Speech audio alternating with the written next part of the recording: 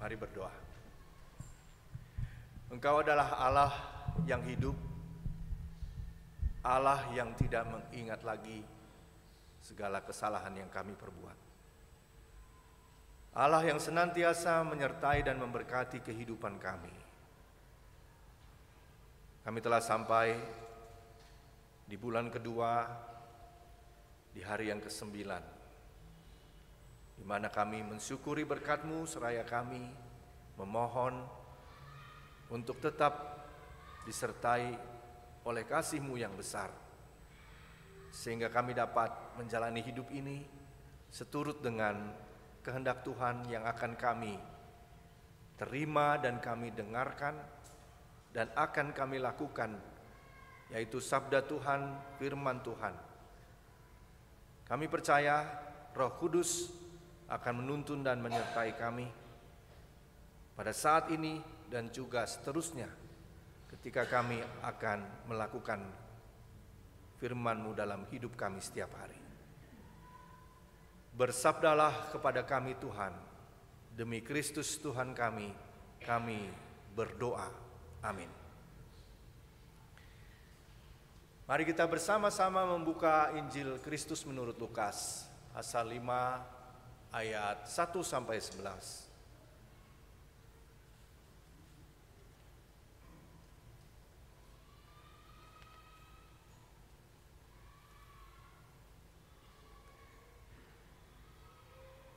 Beginilah bunyi firman Tuhan. Pada suatu kali Yesus berdiri di pantai Danau Genesaret. Sementara orang banyak mengerumuni Dia hendak mendengarkan firman Allah. Ia melihat 2 perahu berlabuh di tepi danau. Nelayan-nelayannya telah turun dan sedang membasuh jalannya. Ia naik ke dalam salah satu perahu itu, yaitu perahu Simon, dan meminta dia mendorong perahunya sedikit jauh dari pantai. Lalu ia duduk dan mengajar orang banyak dari atas perahu. Setelah selesai berbicara, ia berkata kepada Simon, "Bertolaklah ke tempat yang dalam dan tebarkanlah jalamu untuk menangkap ikan." Simon menjawab, "Guru, sepanjang malam kami telah bekerja keras, tetapi tidak menangkap apa-apa. Namun karena perkataanmu itu, aku akan menebarkan jala." Setelah mereka melakukannya, mereka menangkap sejumlah besar ikan, sehingga jala mereka mulai koyak. Lalu mereka memberi isyarat kepada teman-temannya di perahu yang lain, supaya mereka datang membantunya. Mereka pun datang, lalu kedua perahu itu mereka isi dengan ikan hingga hampir tenggelam. Ketika Simon Petrus melihat hal itu, ia pun sujud di depan Yesus dan berkata, "Tuhan, pergilah dariku, karena aku ini seorang berdosa." Sebab ia dan semua orang yang bersama dia diliputi rasa takjub oleh karena banyaknya ikan yang mereka tangkap. Demikian juga Yakobus dan Yohanes, anak-anak Zebedeus, yang menjadi teman Simon. Kata Yesus kepada Simon, "Jangan takut. Mulai sekarang engkau akan menjala manusia." Sesudah menarik perahu-perahunya ke darat, mereka pun meninggalkan segala sesuatu, lalu mengikut Yesus. Demikian sabda Tuhan. Bapak, Ibu, dan Saudara, berbahagialah orang yang mendengarkan sabda Tuhan memelihara serta melakukan dalam hidup setiap hari. Haleluya. Haleluya. Haleluya. Haleluya.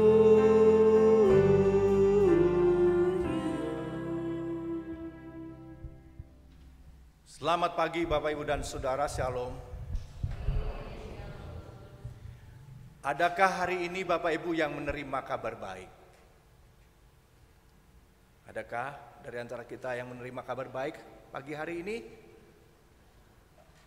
Ada?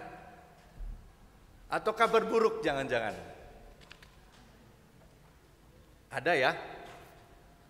Ada pasti ya.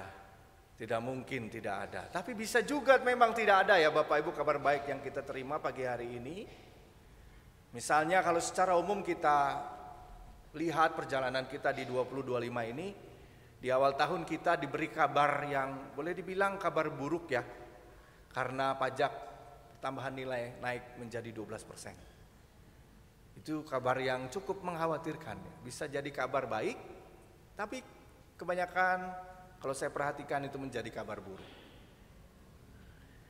Ada juga kabar di awal tahun yang membuat kita merasa khawatir karena munculnya virus baru, dan di antara kita termasuk saya juga barangkali kena virus itu, namanya virus HMPV, ya. HMPP kalau orang Sunda bilang ya. HMPP itu cukup mengkhawatirkan dan menjadi kabar buruk bagi kita. Aduh, bagaimana ya nanti gereja? Kita kayaknya harus bermasker lagi ya. Yang udah dandan jadi nggak kelihatan, ya. Yang tadinya kelihatannya cantik, cakep jadi nggak kelihatan, nggak ketahuan itu siapa.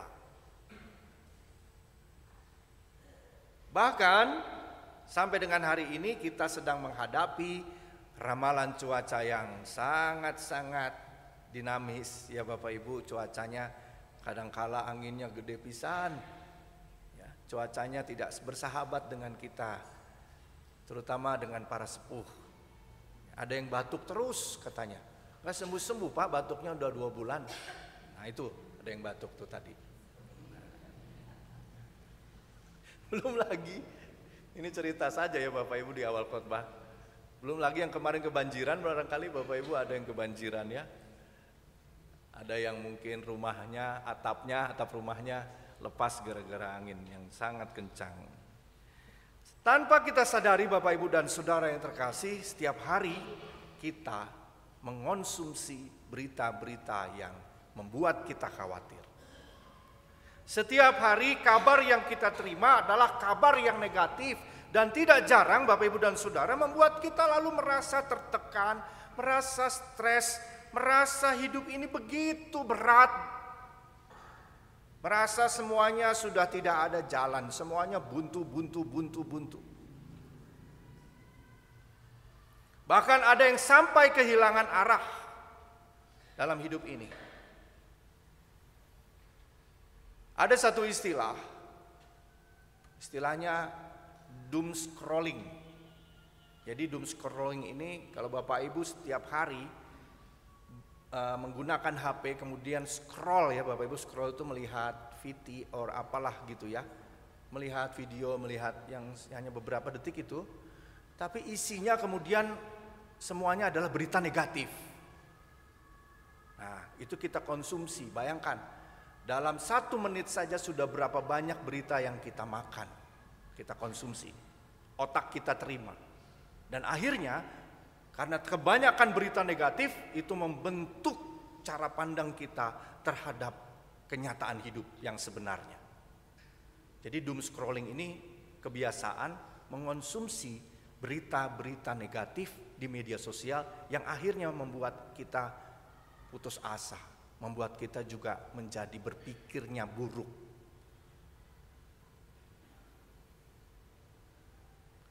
Setiap hari kita berjuang keras.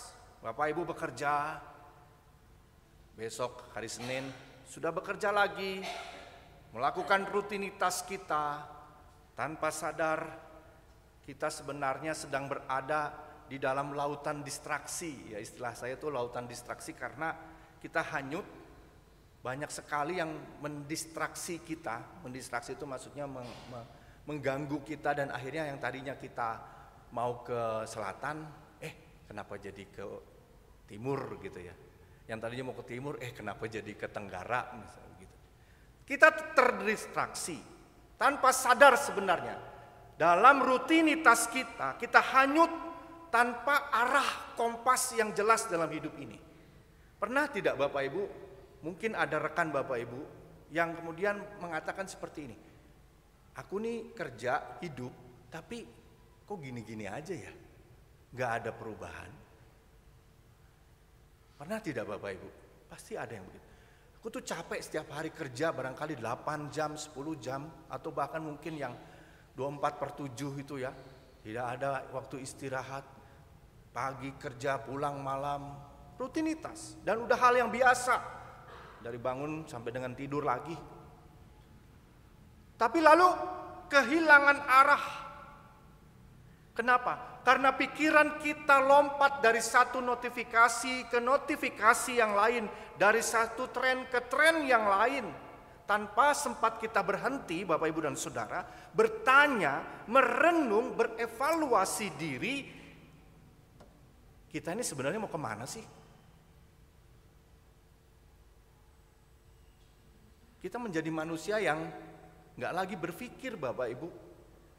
Kita menjadi keluarga, kita menjadi gereja yang tidak lagi berpikir arah mana yang akan kita tuju. Kita hanya bereaksi terhadap kenyataan. Oh, kurang. Oh, ini belum cukup. Oh, itu ada tantangan. Oh, itu ada masalah. Terdistraksi terus Bapak Ibu. Tanpa kita berevaluasi, berhenti sejenak, mengatur langkah.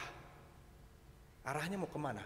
Timur, barat, utara, selatan, tenggara, barat daya, atau kemana? Itu yang terjadi Bapak Ibu dan Saudara. Lalu ada lagi yang disebut dengan hiperrealitas, hyper reality, di mana realitas bercampur dengan simulasi. Kan beda ya Bapak Ibu, realitas kenyataan dengan simulasi. Beda. Kenyataan yang kita anggap itu, karena kalau kita mengidap ya kayak penyakit. Kalau kita terkena hyper reality itu, kita melihat apa yang di media sosial itu menjadi yang sebenarnya, padahal belum tentu yang di media sosial itu sesuai dengan kenyataannya. Hyper reality. Sehingga bacaan kita Bapak Ibu, setelah tadi saya mengatakan dan menyampaikan realitas ini, saya lalu merenung ketika Simon Petrus ketemu sama Tuhan. Ketika kita berjumpa dengan Tuhan, maka perjumpaan itu seharusnya menggerakkan kita untuk membuka sesuatu yang baru. Perjumpaan dengan Tuhan itu mengubahkan Bapak Ibu. Mengubahkan itu bukan mengubahkan hanya sebatas arahnya, hanya sebatas tujuannya, tetapi mengubahkan betul-betul Bapak Ibu, mengubahkan secara mendasar. Tentu kita bisa merasa heran kenapa Tuhan Yesus menyuruh Simon untuk menjala ikan ke tempat yang dalam. Padahal argumentasi Simon di sini, dia sudah mengatakan, guru, ya, ada di situ, guru, kami tuh udah kerja keras, ya. Jadi kami tuh udah kerja keras. Artinya Simon itu sudah nelayan yang berpengalaman, kurang berpengalaman apa? Guru, kami semalaman sudah bekerja keras, tapi kata Simon nggak dapat apa-apa. Udah bekerja keras tapi nggak ada, nihil hasilnya. Apakah Simon lalu dibilang sebagai nelayan yang tidak berpengalaman? Tentu saja tidak. Apakah lalu ketika Tuhan mengatakan seperti itu, tempat di mana Simon menjala ikan itu tempat yang salah? Salah lain didinya. Apakah itu yang mau dikatakan Tuhan? Atau bahkan kita bilang kalau dalam dunia usaha mungkin lagi nggak hoki aja hari ini. Apakah begitu? Ternyata bukan Bapak Ibu. Pesan Tuhan, perintah Tuhan kepada Simon ini bukan tentang tempat yang salah, bukan tempat hari ini kita nggak hoki, nggak cuan hari ini, bukan itu. Tapi soal bagaimana Simon taat pada perintah Tuhan. Ketaatan itu mendorong dia untuk melakukan apa yang sebenarnya sudah dia lakukan.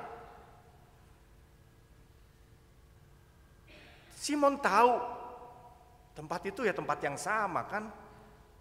Jala yang dipakai juga jala yang sama dan nggak ada bedanya. Tetapi yang membedakannya adalah Bapak Ibu dan Saudara, karena itu perintah Tuhan, maka Simon melakukannya. Itu yang membedakannya Bapak Ibu. Jadi ini menurut saya ini menjadi perenungan kita. Selama ini kita melakukan segala hal dalam hidup ini, itu tuh kemauan siapa sih? Apakah itu sepenuh-penuhnya ego kita, kemauan kita saja, atau kita mengikuti perintah Tuhan? Saya nggak mau mengatakan ya puguh dah bawa karap sendiri mah hasilnya begitu. Nggak seperti itu juga. Pertanyaan mendasar adalah apakah kita mengikuti perintah Tuhan?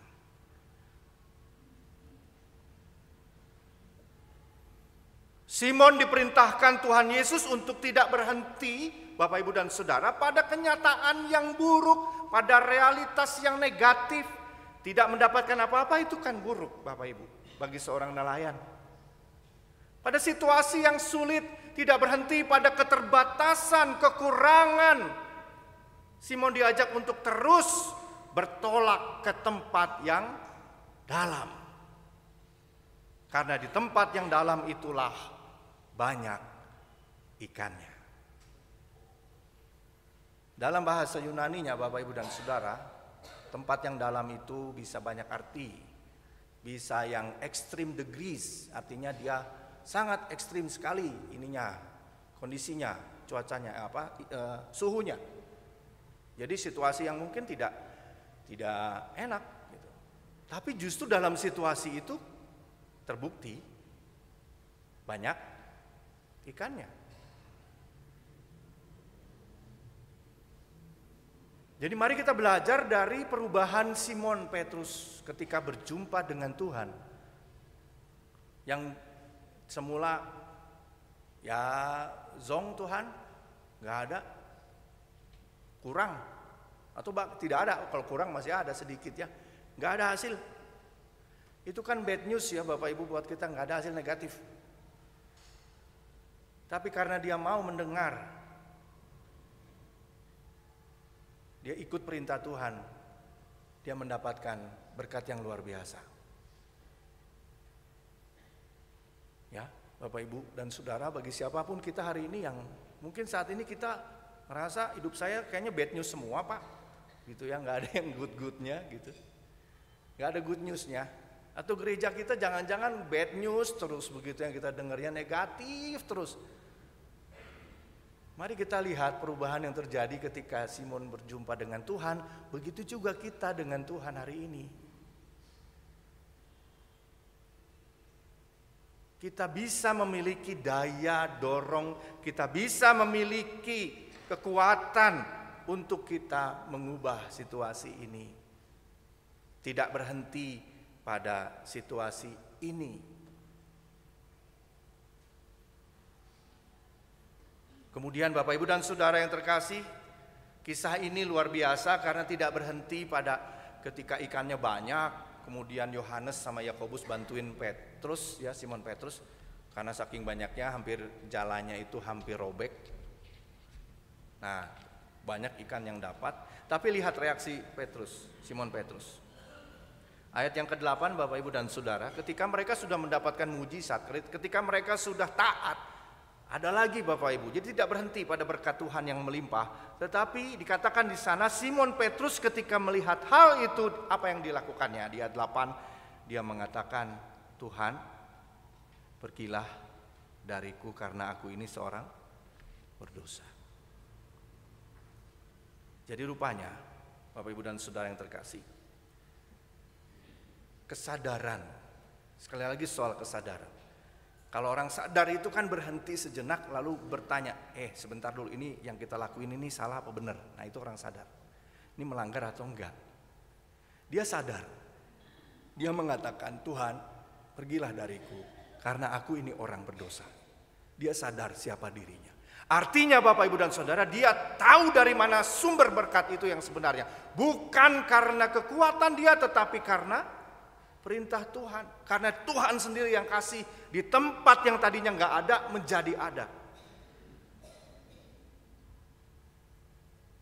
Dan lebih lagi Bapak Ibu dan Saudara, ketika Simon sadar dia adalah orang berdosa, kemudian Tuhan mengatakan,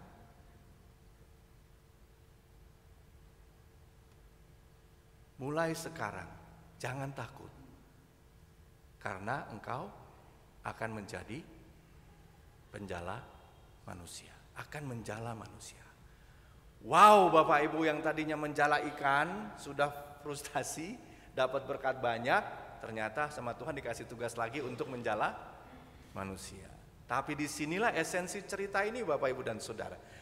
Bukan hanya soal berkat yang melimpah, ketaatan itu harus sampai pada pengutusan. Ketaatan dan berkat yang melimpah itu harus dibuktikan, harus dinyatakan, harus dirasakan Bapak Ibu dan Saudara.